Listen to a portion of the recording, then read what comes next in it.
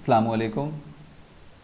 Aliphatic compound के हवाले से हम बीटा एलिमिनेशन रिएक्शन को डिस्कस कर रहे थे और आज हम डिस्कस करेंगे एलिमिनेशन बाई मॉलिक्यूलर यानी E2 रिएक्शन मैकेनिज़्म।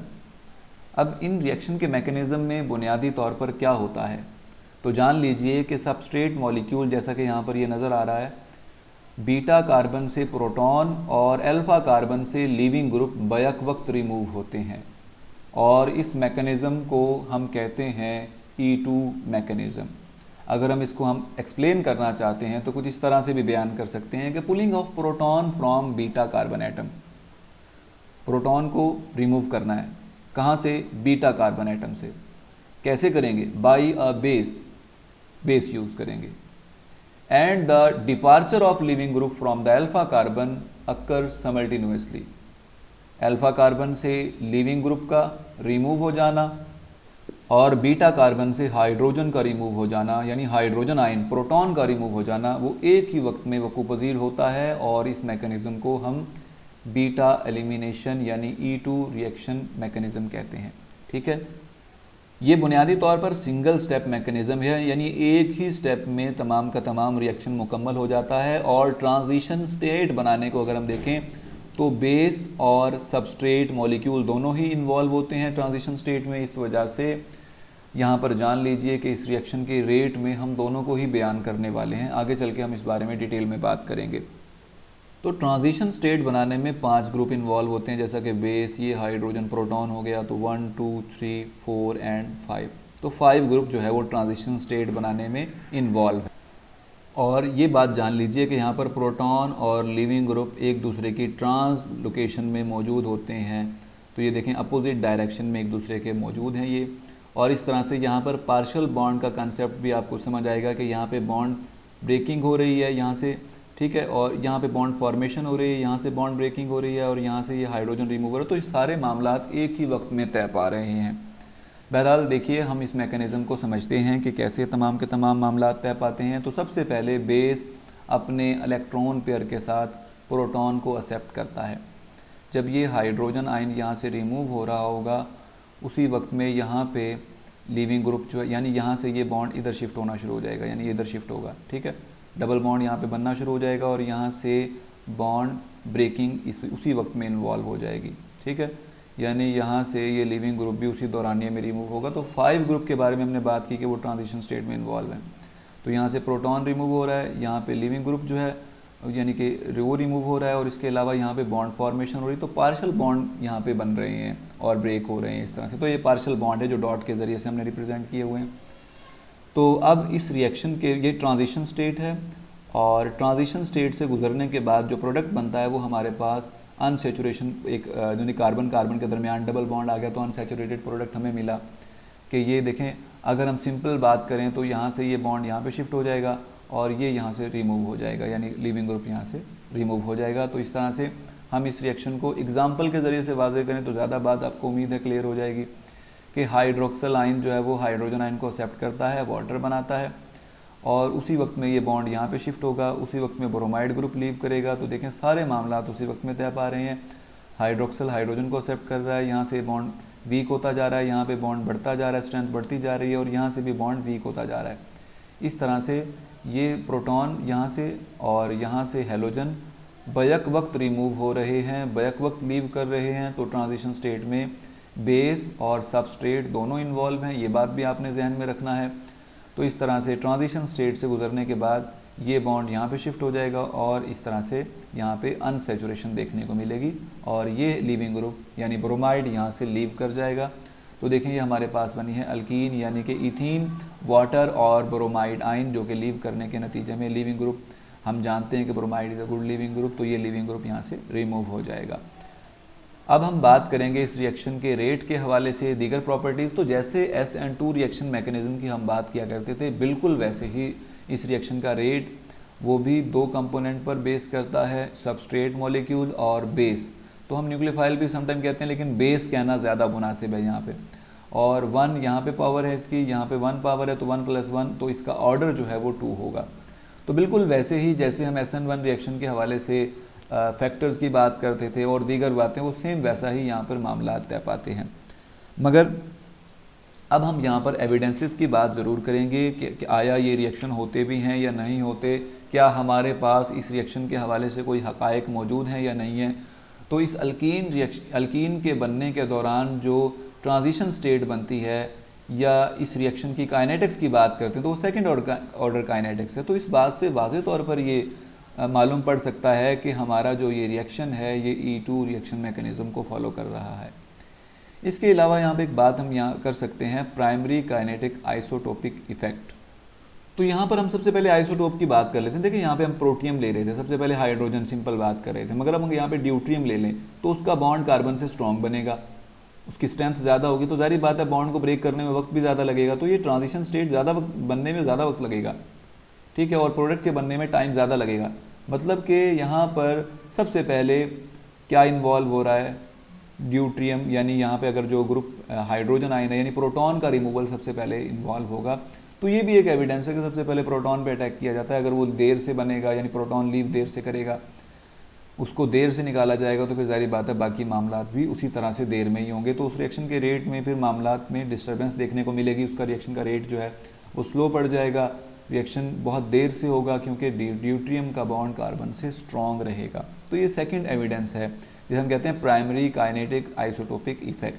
तो आइसोटोपिक इफेक्ट को देखा हमने, प्रोटियम और ड्यूट्रियम दोनों एक दूसरे के आइसोटोप हैं, तो प्रोटियम आसानी से रिमूव हो जाता है वहाँ से, यानी कि अगर बेस कोई अटैक करेगा, और ड्यूट्रियम अगर होगा तो उसके लिए फिर मामलात और तरह के होंगे, उसको ब्रेक करना, उसको वहाँ से रिमूव करना आसान नहीं होगा उस कदर जितना प्रोटियम को था। इसी तरह से कोई रीअरेंजमेंट प्रोडक्ट हमें देखने को नहीं मिलता, यानी रीअरेंजमेंट यानी ट्रांजिशन स्टेट के बाद कोई रीअरेंज हो, मतलब ग्रुप्स जो हैं वो रिप्लेस हों एक दूसरे के साथ, ऐसा कुछ नहीं होता है। तो ये रिएक्शन ये बात भी वाज़े कर देती है कि E2 रिएक्शन को, ये मैकेनिज़्म को फॉलो किया जाता है, और ये उससे मुताल्लिका एग्जांपल्स हैं जो कि E2 रिएक्शन मैकेनिज़्म को फॉलो करती हैं। और अब इसके बाद हम एक और केमिकल रिएक्शन मैकेनिज़्म जो कि बीटा एलिमिनेशन रिएक्शन के हवाले से ही है, यानी E1CB मैकेनिज़्म, इसको हम elimination unimolecular conjugate base mechanism भी कहते हैं, या कार्बेनाइन मैकेनिज़्म भी इसको कहा जाता है। अब इस रिएक्शन मैकेनिज़्म में होता क्या है, क्या सिलसिला है, तो सबसे पहले हम E1 रिएक्शन को देखते हैं। E1 रिएक्शन में 2 स्टेप पर वो केमिकल रिएक्शन मुश्तमिल होता है। सबसे पहले कार्बोकैटाइन बनता है, कार्बोकैटाइन बनने के दौरान जो लीविंग ग्रुप पहले रिमूव हो जाता है और फिर बाद में हाइड्रोजन आयन रिमूव होता है, यानी पहले लीविंग ग्रुप रिमूव करता है और फिर प्रोटॉन लीव करता है। तो ये E1 रिएक्शन मैकेनिज़्म था।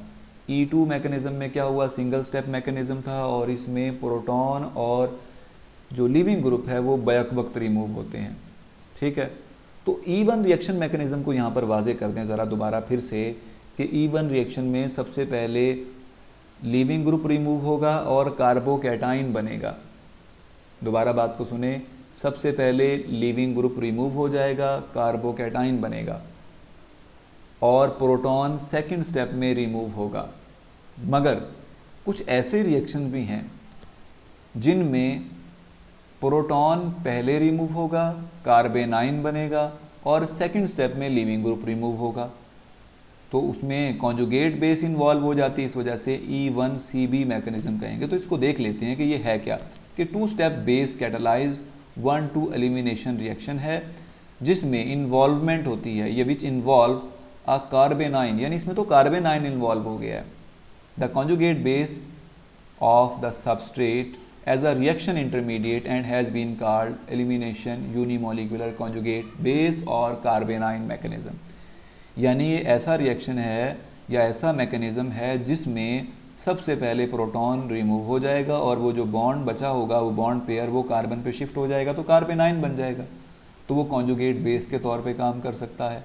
तो इस तरह से कॉन्जुगेट इन्वॉल्व हो जाती हैं ट्रांजिशन स्टेट में। कॉन्जुगेट बेस, पहले कार्बेनाइन बना है तो कॉन्जुगेट बेस बन गई है, और इस तरह से इंटरमीडिएट बनने के बाद में लिविंग ग्रुप रिमूव होगा, यानी पहले प्रोटॉन लीव कर रहा है और बाद में लिविंग ग्रुप रिमूव होगा। तो इस तरह का जो रिएक्शन मैकेनिज़्म है वो है E1CB मैकेनिज़्म, कार्बेनाइन मैकेनिज़्म, या elimination unimolecular conjugate base mechanism. अब इस रिएक्शन मैकेनिज़्म को स्टेप वाइज ऑब्जर्व करते हैं कि इस रिएक्शन के मैकेनिज़्म में बुनियादी तौर पर क्या मराहिल हैं, किन किन मराहिल से ये होकर रिएक्शन मुकम्मल होता है। तो सबसे पहले बेस देखें, E1 रिएक्शन को आपने जहन में रखना है क्योंकि E1 साथ में लिखा हुआ है मगर साथ में CB लिखा है, तो कॉन्जुगेट बेस वहाँ पे एडिशन हो गई है उसकी। तो सबसे पहले बेस क्या करेगी, प्रोटॉन को एक्सेप्ट कर लेगी और ये देखिए यहाँ पे ये बॉन्ड पेयर शिफ्ट हो गया कार्बन पे, तो बन गया कार्बेनाइन। तो फर्स्ट स्टेप में कार्बेनाइन बना है और देखें लीविंग ग्रुप जिसने पहले रिमूव होना होता था E1 मैकेनिज्म में, वो वैसे नहीं हुआ है। अब सबसे पहले प्रोटॉन रिमूव हुआ है, तो ये देखें हमारे पास कार्बेनाइन बन गया। और सेकंड स्टेप में क्या होगा, ये कार्बेनाइन लीविंग ग्रुप को रिमूव करने में मदद देगा और ये स्लो स्टेप है, कार्बन कार्बन डबल बॉन्ड बन जाएगा। यानी प्रोसेस तो वैसा ही है मगर कार्बोकैटाइन बनने की बजाय अब कार्बेनाइन बना है, तो इस वजह से इसको कॉन्जुगेट बेस भी साथ में ऐड करके यानी E1CB मैकेनिज्म कहते हैं। तो इसकी ट्रांजिशन स्टेट कुछ इस तरह की होगी कि दो बॉन्ड यहाँ पे लिखेंगे, फिर कार्बन के दरमियान यहाँ पे डबल ये मतलब बॉन्ड बन रहा होता है यहाँ पे, ठीक है, और यहाँ से बॉन्ड ब्रेकिंग इन्वॉल्व होती है। तो ये आप इस रिएक्शन की अगर रेट की बात करें यानी ट्रांजिशन स्टेट की, तो वो बुनियादी तौर पे मतलब कॉन्जुगेट बेस पर डिपेंड करता है कि कॉन्जुगेट बेस कितना बनी हुई है। तो इस रिएक्शन का जो ऑर्डर है वो secondary. Overall rate of reaction की बात करें तो सबस्ट्रेट और बेस दोनों पर डिपेंड करता है, क्योंकि कॉन्जुगेट कार्बेनाइन बनाने के लिए बेस तो लाजमी तौर पर इन्वॉल्व होगा ना, तो वो भी तो एक स्लो स्टेप है, यानी कि वो स्लो स्टेप रहेगा, दूसरा भी स्लो स्टेप है। तो इसमें बुनियादी तौर पे ओवरऑल जो रेट है रिएक्शन का वो दो कंपोनेंट पर ही डिपेंड करता है, यानी सबस्ट्रेट पर और बेस पर, तो इसका ऑर्डर सेकंड रहेगा।